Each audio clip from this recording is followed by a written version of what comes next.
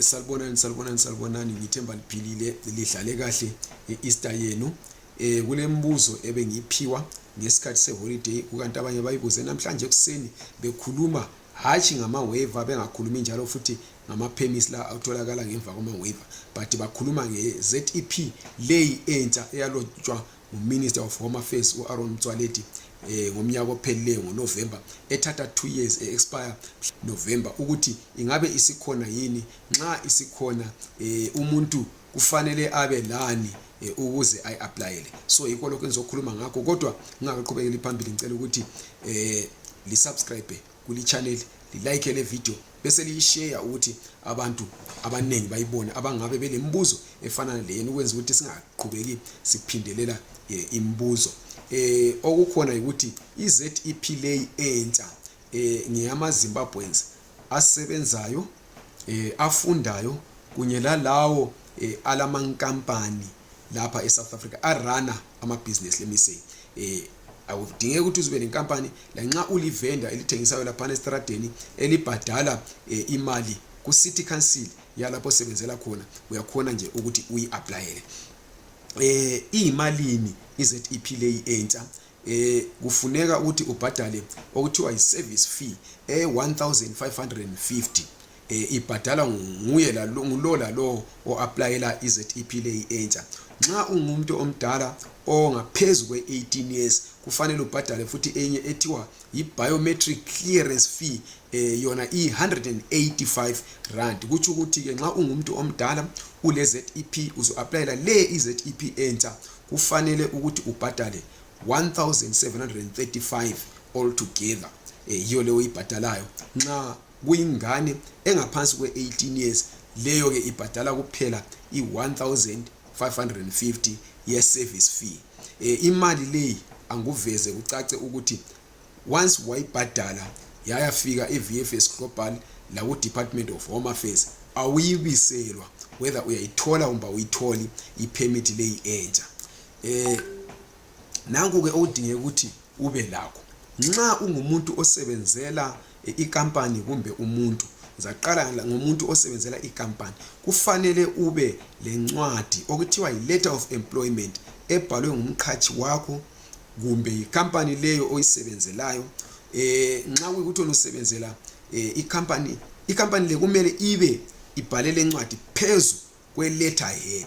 So ufuna incwadi wena ebhalwe inkampani yakho kumbe ngulo omele ikampani yakho njalo ibe ku letterhead ibe sibuya futhi njalo icertify ukuthi iliqiniso nguCommissioner of Oaths ongamthola epolice station, ungamthola ebank kumbe umthole epost office. Lokho kudingeka emntwini osebenzela ikampani. Nxa usebenzela umuntu kufanele ukuthi lowo muntu akubhalele okuthiwa i-confirmation of employment ibe legama lakho le passport number yakho ibe sisiba legama lawo lo oyibhalayo ayisayine futhi njalo then abe sebhala igama i-number zakhe lapha tholakala i-number zakhe zefoni kunye le address yakhe lapha hlala khona abe se-attach lokho kuthiwa i-copy yesithupha sakhe ukuthi hayi uzibani bani usebenzela mina isithupha sami nansi usebenzele kakhulu nxa ungugardener kumbe domestic worker layo ku incwadi le yona ayidingi ukuthi ya ingacertifywa layo nguCommissioner of Oaths.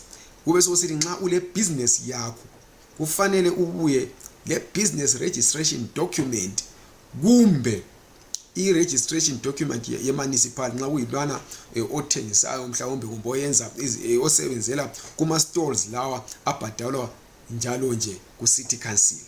Nxa ungumntana esikolo kufanele kube lencwadi kuleso sikolo ofunda kiso kumbe college kumbe university incwadi le kumele layo ibe ku letterhead njalo ibe lesidindo esibonisayo ukuthi ibhalwe nini. Kukanti ama supporting documents phezulu kwakuba usube lenye yalezi eziphezulu kufanele ube le completed ZEP online form leke yona uyithola angithi wena apply online kumbe umuntu aku apply online nxa usubhadele ebank wasubhuka iappointment uyayidownloada ke i-online form le ube suthola futhi njalo i-original passport yakho elensuku ezedlula 90 days iphila from the day ozohambisa ngayo ZEP ama documents wakho. So in day yakho ye-appointment kumele ukuthi i-passport yakho ibisaselensuku ezedlula 90 iphila. Kumele futhi njalo uphathe i-photocopy ama-photocopies e-passport yakho yona leyo ube suthwala le copy ye-valid ZEP permit le eya-expire ngo-2021 mhla ka-31 December. Ube susiba le bank payment receipt leyana uyithola mawuqeda ukubhadala ebank. Yikho ke lokhu engithe ngilazise ngakho ngoba abantu belokhu bebuza ngakho. Kodwa nxa usu-applyele i-waiver kumbe usuthole i-waiver wa-applyela le i-permit i-general work visa kuchaye indiva lokho engiqeda ukukhuluma. Lokhu ngabantu abalama ZEP kodwa osethe yena kafuni uku-applyela i-waiver njalo kafuni uku-applyela i-general work visa, ufuna ukurenewa i-ZEP yakhe applyele le i-ZEP ele 2 years iphila ezaphela mhla ka-29 November 2025. Ngiyabonga ningakhohlwa ukuthi lisubscribe, lilike ivideo le, libe lishare. Kodwa nxa lilembuzo ibuzeni ngaphansi kwayona le video ku comment section. Ngiyabonga.